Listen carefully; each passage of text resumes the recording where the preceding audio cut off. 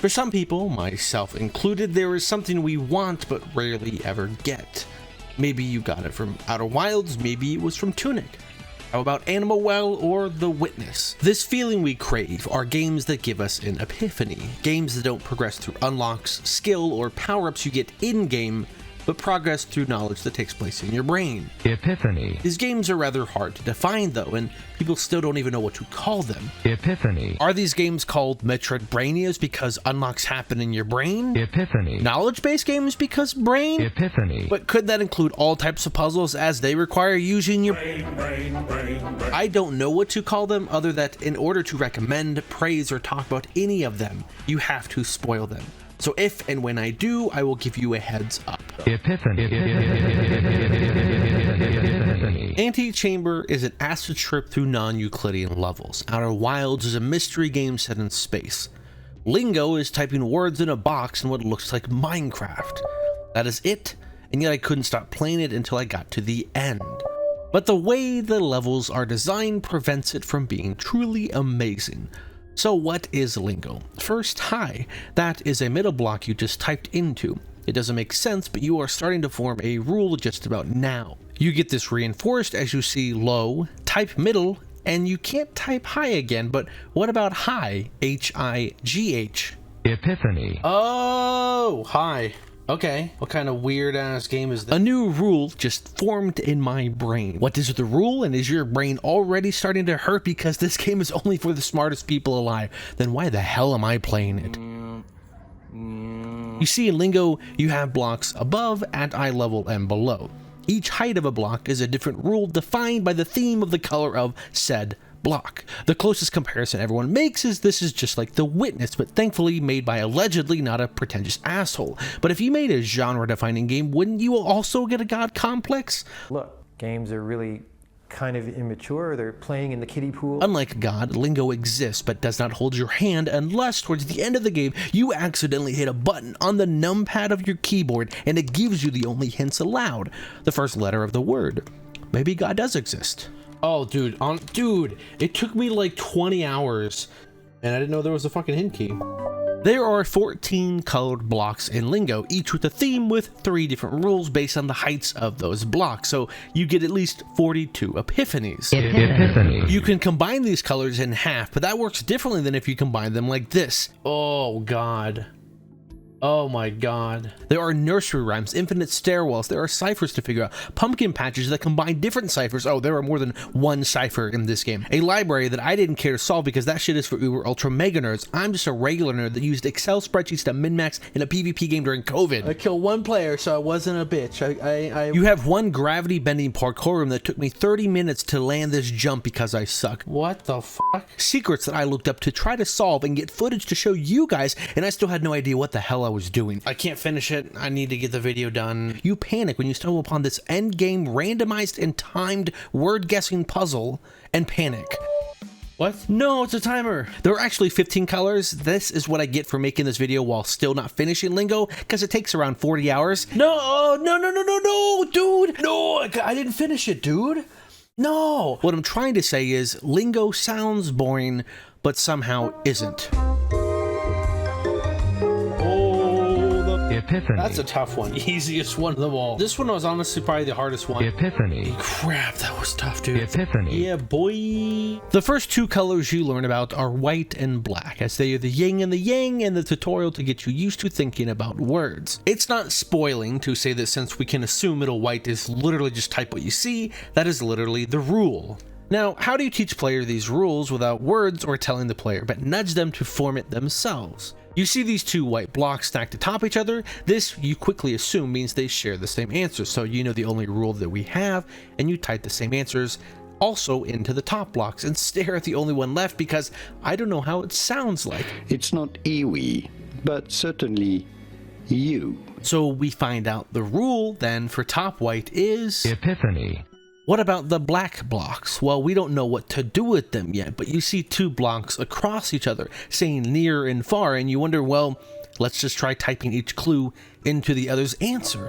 Okay, that was just a lucky guess, though. I don't know why I'm just typing left into right. and right into left. I'm just getting them right somehow, but I don't quite understand why. You sit there for a moment with the door blocking your progress that is closed, but you need it to be opened. And you don't quite know the answer until it finally dawns on you. Epiphany. Oh, open. Open. Bottom black must be opposite.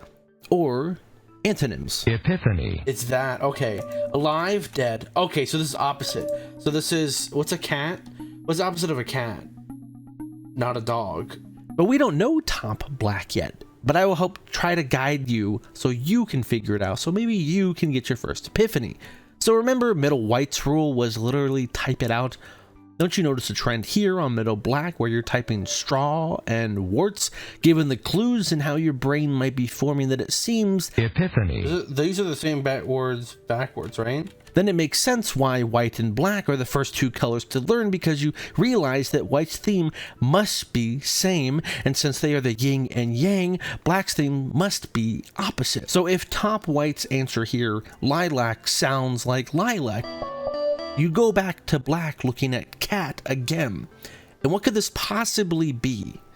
With yin and yang. Epiphany. Top black's rule is sounds like, but backwards. We just now solved the tutorial in the first 2 of 15 colors. The game will now get exponentially harder. But hey look, it's 2 bottom black blocks. Does that mean opposite of the opposite? Earlier I mentioned antechamber, and I want to use that to talk about the worst aspect of Lingo, this pesky non-Euclidean level design. So antechamber, back in 2014, at least for me, was the first time I ever saw this, and it was so intriguing and something I had never seen before. I visualize it here with this normal room. It will behave just like you would expect. You walk into this hallway, you go around the corner to the next logical room. That same level, if non-Euclidean, you walk in the same hallway, you could run in a circle indefinitely, or a different section of the level entirely. In Lingo, for the most part, the world looks like this, at least for level 1. There is another level and it looks like this, but the way you get around it is not normal, it's non-Euclidean. Now in Antechamber, the game's puzzles were designed around non-Euclidean. In Lingo, that's just the way you travel an open world of puzzles. So if you struggle, you can go around and try a different area, but it can be hard to know how to get back, especially if you take a few days break to play a game where you shut your brain off. The world's level design is so convoluted at times that even this literal maze is easier to figure out. I don't know. Sure, there are these Mario style paintings that can help travel great distances to save on time and said headache. I don't remember how to get back. I wanted to focus on this because if it was not for this one aspect that everyone agrees with is terrible, just look at not just the negative but the positive reviews on Steam. It's dog shit. It's fucking annoying, dude. Like seriously. Lingo, if it was just puzzles back to back like The Witness, it would maybe have been the world's easiest recommend to every puzzle fan. Now, it does get alleviated once you are able to gain access to this tower that overlooks the world, so you can just Assassin's Creed dive and find the specific puzzle you're looking for, but that's 15 to 25 hours into the game. Now, there are a few uses that were creative. One of them is the game tells you to type this link into a browser to download this picture to guide you through a maze that is literally impossible to solve by accident without it because of this non-Euclidean design. Cool. Epiphany. Sometimes when you solve puzzles, you have doors open up, and a lot of times it's the ones next to you. Other times it's ones where you have no idea where to go. So good luck finding it. A door is open. What door is open? I say all this because it might be too much for people to get past and not enjoy the game. Your drug addiction for epiphanies might not be of high tolerance to look past the bullshit. So why continue if it can be so frustrating? Why keep going? Because I crave more. Epiphany. Oh my god, dude, that's fucking cool. This one was definitely a really fun one to solve. For the rest of the video, I will spoil basically the entire game and most of the rules, so if you are a drug addict for epiphany-driven puzzle games, stop right now, go get Lingo, not the sequel, the first one, because spoiling the very rare you can never replay it again style game is something I would hate to do to you without proper warning. So back to gushing about Lingo. To keep things simple, I'm just going to go over a couple more colors and the rules and skip over some for brevity's sake. But red, blue, and purple are going to be grouped together, and you can probably guess why. It's a combination of blue and red, fuck yeah. Now, just because you can guess the answer doesn't mean you know exactly what you're doing, but opening these doors to get into these puzzle rooms, the answer always appears to be the same, so much so that when you get to yellow, you can start to form its rule. Open, open, okay. So middle yellow is rearrange the letters. But when I put toe and I into these bottom red, I just got lucky. The words were short. I'm thinking this theme might be body parts. I don't know. Oh, this is gonna be hand. But no, it's teaching you a very simple rule. First, you look at middle red and notice open, unopened, and those are opposites, but that's black's rule. So middle means remove letters, except on the bottom row, it's not. Middle is taking away letters. Then you look at bottom red and think for a few minutes, thinking really hard. You might know the theme given that every answer you're looking at is smaller than the clue given on bottom red. So maybe it's a subsection of the clue. Like, I don't know, a part, oh, wait a minute. A part of a foot is a toe. A part of a face is an eye. Part of a hand is a finger. Aha. Part of a mouth is teeth. Epiphany. Ah, part of a saw is... So you lock in that rule. But to keep this video short, eventually you figure out that blue's theme is a... Epiphany. Oh, the opposite of red, right? Like a mouth, it was... I remember exactly what it was. It was the exact opposite of this.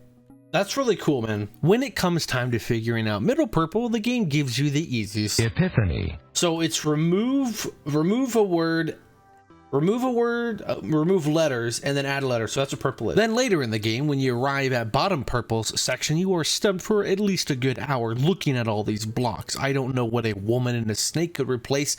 A goat, dragon, and lion? How are these replacing anything? Is the theme not about replacing? We'll return to this as we move on to more complicated rules and puzzles. Now, not everything is so obvious. I'm trying to make it easy to digest. Like green, you travel through this portal early on in the game and stumble upon this really easy picture puzzle. You just type what you see: north, south, east, west, right, left, down. It seems I don't have the right context as to why I got north correct and the rest of them wrong. But now if I go back to the maze with a new bit of context, maybe I can figure this all out. Oh, wait a minute. This is K. K. N. O. L. Oh, it's not an L. That's a T, not. Epiphany. So in the maze, it seems tracing the path gave me the answer. Then the game goes next level with this. You have to understand that there are thousands of puzzles in this game that you solve not in a clear and hopefully easy to follow along train of thought that I hopefully presented to you thus far. Epiphany. Oh, hey diddle diddle. It's the lyrics for a song. Usually most of the puzzles are in a room where once you solve them, you need to find the name of that room and type it in. Sometimes it's easier, like when it's just about the world or when the answers are... Epiphany. Oh, this is gonna be all like school related. The room's theme must be something about school or learning. Maybe the theme is just eggs. This all correlates on how to understand green. As you stumble upon this giant wall of letters, the clues are very easily the rows and columns of said wall. Epiphany. Awesome. This is fucking cool. But given green is still unknown, the answer would be impossible unless you notice that each room's theme always starts with the. Here are all the rooms I solved in level 1, seen here, and level 2, seen here. You then notice that the letter of the first 3 puzzles solved in this green puzzle contains THE. So the derived name of the room is from the actual puzzles themselves. Epiphany. Holy shit. Oh my god, it's so good, dude. So when you arrive at bottom green, you instantly think outside the box, or in this case, a similar room that had paintings, and instantly know the answer. Epiphany. Now, this is where it starts to get a little hard to describe the game further. I don't actually know if the theme of green is actually context, but I feel it is, as top green before you enter the room, a hint of speak and listen are required to be typed in before you enter said room, and the clues you speak them out loud and listen, the answers are how they sound when you speak them aloud. Epiphany. What? Enemy. Enemy. Expediency. Epiphany. I'm sorry if that was confusing, but maybe you can actually understand how it feels to play this game. Am I actually secretly autistic? Epiphany. Hey! Holy shit, this game is so fucking cool. How could it get any cooler? Epiphany. Bottom yellow is literally what you do when you mix the words. Eggs get scrambled. Water is a whirlpool. Epiphany. Gray are objects like the room, floor, finger in a room shaped like a hand. Oh my god, please be fucking thumb. Epiphany. Fuck you, dude! That means this is, pointer, right? This Epiphany. bottom beige is a stove, so heat plus sand equals glass. Epiphany. Now, there are 2 ways to move forward with this video. I could spend the next 3 hours and a month of my life making this video, boring the shit out of you to explain the rest of the rules and the puzzles that happen. This is the only color I don't know. For like 30 hours, I have been like, I have no idea how to solve lavender. So instead of that, I will just do a montage of epiphanies that happened while I played the game to close the video out. I hope I made Lingo an amazing puzzle game that sounds extremely boring, at least exciting to watch. So, thanks for watching. So I'm gonna look on this pillar, hiss, and that's hiss. Epiphany. So it's telling me what room to go into. Epiphany. Oh, earth, water, air, fire. Fuck yeah, boy! That is what makes it so great. Epiphany. How they say a word Epiphany. is a conjunction. Holy shit. Okay, now I know what green is. Backwards in time? Let's see if this is backwards in time. So this is opposite. This is opposite. This is present is... Epiphany. Dude, brown's future? I guess I just got lucky with brown. With the tree. The brown in the tree, I just typed in oak. So I was like, I thought brown was describing the thing that was there. Epiphany. It's actually just like, what is it? This is a painting. Epiphany. It's actually describing what this is. A gorgon. Okay. I thought it was Medusa. Eyesight. Oh, yeah, baby. Oh, dude. Epiphany. Okay, yep. So now we're getting into colors being attached to each other now means rearrange the letter just like this one, and then also add it from this. I see why it's a Metroidvania, dude. It's like once you sit there and think, it's like that aha moment. Epiphany. See, this is why this game is cool, because like once you know the rules, you reapply them, recontextualize. Got the answer just because context clues. Epiphany. Holy shit. So okay, this is like light purple is where does the object live? Like this is definitely lives, a key lives inside a keyhole, maybe? I'm assuming it's keyhole, right? Keyhole? Epiphany. Yes. I got lucky with all of these because they're such, you can just guess a 4-letter word. I couldn't guess this one. So D surrounding D can't be that D. D-O-P-E-N. Open. Epiphany. Okay, so that means that now I find an N, 4 letters around D-I-E-C. Dice. Dude, okay, so it's actually surrounding it in the actual in-game now. Oh, okay. Epiphany. Oh my god.